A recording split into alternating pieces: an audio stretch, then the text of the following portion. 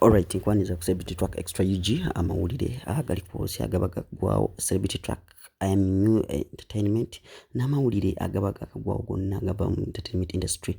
Olunaku olwaleero tutunulidde Eddy Kenzo Eddy Samusuuza bambi omutunulira mu kifaananyi ekyo nga atunulira ekifaananyi kya muwala we happy birthday Amaal Musuuza. Naye amawulire agaliwo gali nti Eddy Kenzo olunaku luno olwaleero talabye ku muwala we ku birthday ye bambi. Olunaku olwaleero tagicelebratinzeeko ne taata we.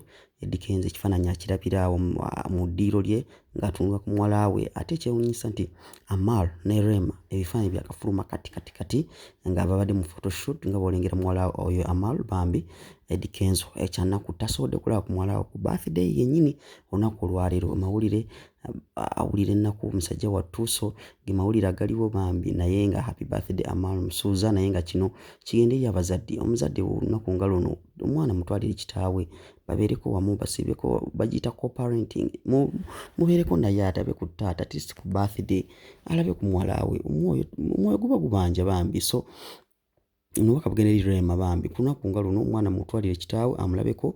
So amawulire gatambudde ne Eddy Samusuuza olunaku olwaleero talabye ku mwana we bambi asigadde amulabira mu bifaananyi ge mawulire agaliwo naye nga subscribinga happy birthday Amaal Musuuza.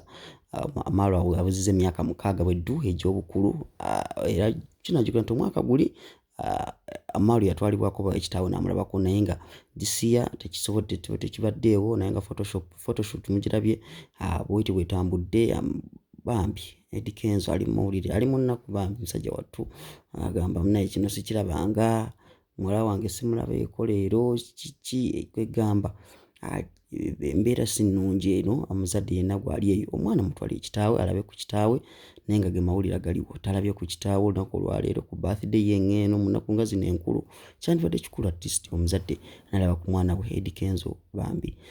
Nange nkuwagira omwana yandibadde akulaba ku lunaku nga luno olwa birthday ye ne mucelebrating n'embeera wamu naye nga amawulire gwe gatambudde otunuulidde nga Rema ali mu photoshoot ne amuza ne Amaal nga gamba daddy nkwebaza buli kimu naye nga bwekyo bitambudde. Rema olunaku gwate waluwunzise ne muwala we n'amuza.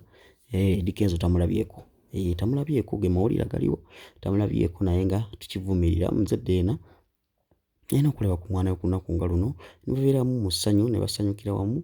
So byebyo bitambudde subscribinga nze Devotion Matovu nga nfutuusaako embeera eno nga bwetambudde nakugamba ffe tugwe kutuusaako amawulire gonna gaba gagudde mu entertainment industry n'okutwaliramu ebigwa mu kkowa eryo. Subscribinga olwakatonda n'ensi yange mbeere bulungi. Happy birthday Amaal, happy birthday Amaal, happy celebrations mubeere bulungi mweraba mbagalira ddala.